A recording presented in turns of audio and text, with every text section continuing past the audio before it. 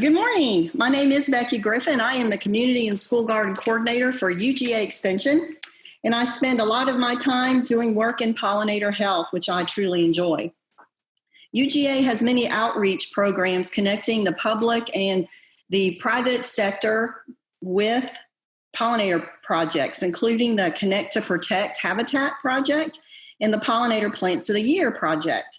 But today, it is my pleasure to talk with you about the Great Georgia Pollinator Census.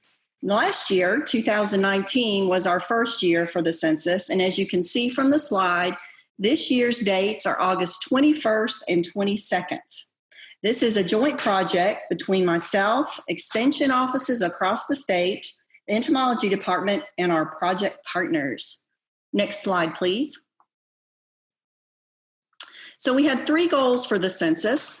The first is to build sustainable pollinator habitat across the state, and Jennifer touched on the importance of that. We want people to plant pollinator plants that are beautiful and great for our pollinators, but they also handle our summer droughts and maybe don't get as many pests or disease issues. Our second goal is to increase the entomological literacy of our citizens.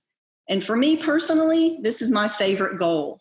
As I tell teachers that are doing this program with their students, I want the students to go from, ooh, it's a bug, to look at the wind, the nation on that butterfly.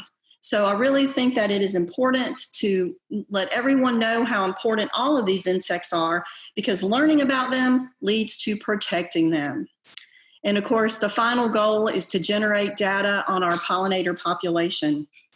We are the only state doing such a comprehensive pollinator census, and we got a good baseline last year that we will be able to build on starting this year. Next slide, please. This project is housed on a website where you can find anything and everything that you need to know to participate in the census. Participants can sign up for a monthly newsletter. They can learn about events that their local extension offices are holding in regards to the census. And if you'll notice in the top right-hand corner, there's a Resources for Educators tab. This project was designed to help meet STEM requirements for schools as a no-cost project. So this is very important for our schools across the state. And we got a lot of good feedback after the first year that the teachers and the schools and students really appreciated the fact that this was available to put in their STEM toolkit. During the census, as everyone counts, the counts are also uploaded to this website as well. Next slide, please. So participating is really very simple. You go to a favorite pollinator plant in your garden, and that is one where you see a lot of pollinator activity. And for 15 minutes, you count your insects and put them into one of these categories. So we're looking at bumblebees, carpenter bees, coarse honeybees, and our small native bees, as well as flies, wasps, butterflies and moths, and anything else you see would go into the other insect category.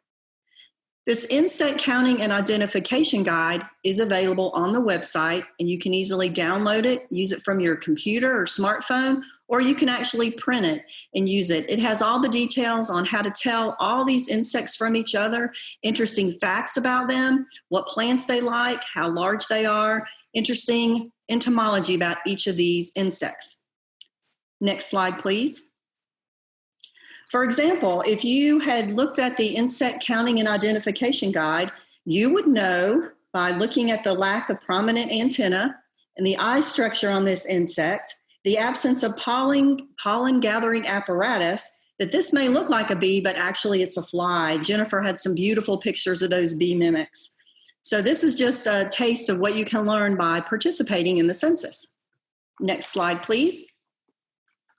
This project also has a true multimedia strategy behind it.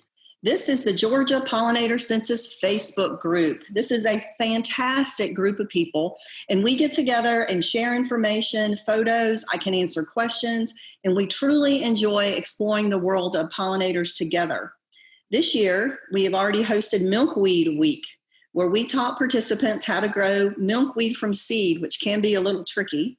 Last week for Earth Week, we celebrated butterflies all week, the different kinds we're seeing already, what we could see, larval plants, that type of thing.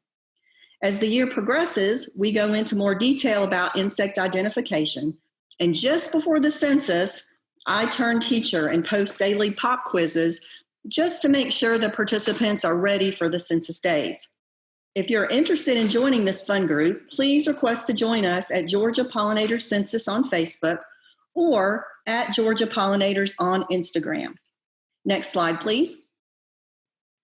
One of the features of our social media is Fun Fact Fridays. And here I post more in-depth entomology and insect anatomy than you might need to participate in the census. But teachers are using these on their smart boards. Extension agents and garden groups repost them on their own social media pages. During the COVID-19 crisis, we have changed them to Fun Activity Fridays, posting activities that families can do together in their pollinator gardens. But this is just an idea of something that we posted earlier. Next slide, please. Now I'm going to give you some numbers. During the 2019 census, we had almost 5,000 people from 134 Georgia counties participate, and they uploaded over 131,000 insect counts. Over 2,000 participants indicated they added or created pollinator habitat as a result of this project. So Jennifer and I were very happy about that. Also, we had 135 schools participate, with over 1,000 participants indicating that the project was part of their school STEM initiative. And that's a lot of numbers, but I think photos tell the best stories. And these are some from that day. We had high schools, middle schools, elementary schools all over the state participate. Next slide, please. And people also counted at home with their families and at events like this one at the Georgia Mountain Research and Education Center. We actually had an event honoring our volunteers there. We built bee boxes and led counts at the beautiful plants at the center there. Extension agents and partners hosted over 40 events during the census days. Partners like Callaway Gardens, the State Botanical Gardens, and even a brewery hosted a count, and a monastery did as well. The State Garden Club of Georgia made this a project of the year. We had Girl Scouts and DAR members also participate. It was truly a great couple of days. We're still analyzing the data. And for those of you who are Georgia Tech fans, you may want to know that our friends over at Georgia Tech created a milkweed garden on campus just for this project. Next slide, please. After the project was over, participants could download this certificate and make it personalized for their group. And I know that several of these were presented at PTA meetings and put in community garden kiosks around the state. Next slide, please. So the question is, will you join us for 2020? You can visit the website, email me, or even contact your local UGA Extension office for more information on the project or any of the outreach programs that we have.